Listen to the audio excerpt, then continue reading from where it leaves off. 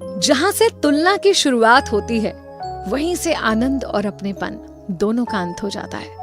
94.3 my FM ये और मैं आपके साथ विनी। चलो आज कुछ अच्छा सुनते हैं। सुनाती हूँ आपको शिवराम की कहानी। शिवराम जो एक सोसाइटी के लोगों की गाड़ी बाइक साफ करता था, उसी सोसाइटी में रहने वाले शर्मा जी के घर पहुंचता है। शर्मा जी की डोरबेल बजती है, दरवाजा खोलते हैं। दरवाजे पर शिवराम था।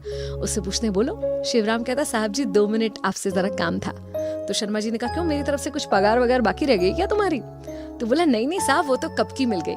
मैं आपके लिए पेड़े लाया हूँ क्योंकि मेरा बेटा ना 10वीं में पास हो गया। शर्मा जी ने कहा अरे वाह, बड़ी खुशी की बात है, आओ शिवराम बैठो। शिवराम को बिठाया। शिवराम ने पेड़े का पैकेट उनके सामने रख दिया। शर्मा जी ने पूछा अच्छा कितने प्रतिशत नंबर आए तुम्हारे बालक के? तो उसने बहुत खुशी से कहा 62%। अब शर्मा जी ने उसका दिल रखने के लिए कह दिया कि बड़ी अच्छी बात है, बड़ी खुशी की बात है। मगर मन ही मन शर्मा जी सोच रहे थे कि बताओ ये 62% में खुश हो रहा है, आजकल तो 90% वाले भी फेल हुए जैसे प्रतीत होते हैं। इतने में शिवराम बोला कि आपको पता है साहब, मेरे पूरे खानदान में सबसे ज्यादा पढ़ा लिखा ना मेरा बालक ही है।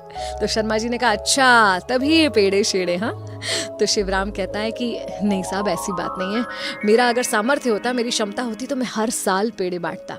मुझे मालूम है कि मेरा बेटा बहुत होशियार नहीं है, लेकिन साहब वो कभी फेल नहीं हुआ, हर अगले साल पिछले साल से 2-3% ज्यादा लेकर ही पास हुआ।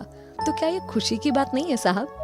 जिन कम सुख सुविधाओं में वो पला बढ़ा है और पढ़ता है ना, उसमें अगर वो सिर्फ पास भी हो जाए ना, तो मैं तो पेड़े बांटूंगा साहब। ये सुन के ना शर्मा जी का दिल भर आया, बहुत खुश हुए।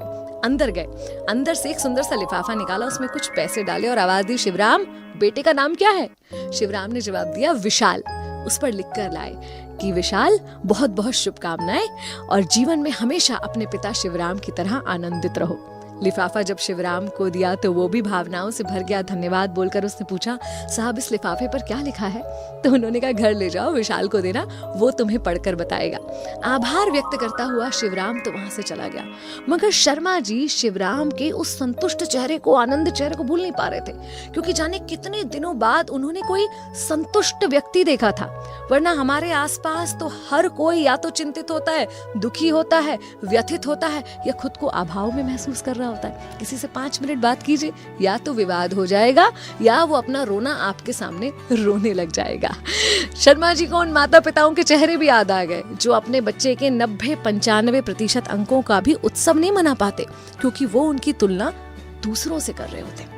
जब आपका और हमारा जन्म हुआ था ना, जन्म के समय हर मनुष्य को भगवान मुट्ठियां बंद करके भेजता है, क्योंकि एक मुट्ठी में संतुष्टि और एक में आनंद देकर भेजता है। लेकिन ये संतुष्टि और ये आनंद खो जाता है जब हम तुलना के चक्कर में पड़ जाते हैं। तुलना के चक्कर में और ज्यादा पैसे, और ज्यादा कपड़े, और हाई पोजीशन, और अच्छा घर, और परसेंटेज।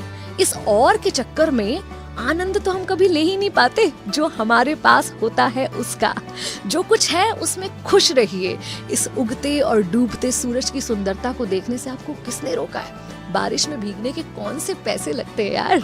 और बाथरूम में नहाते नहाते गाना गाने में कोई कंपटीशन भी नहीं होता।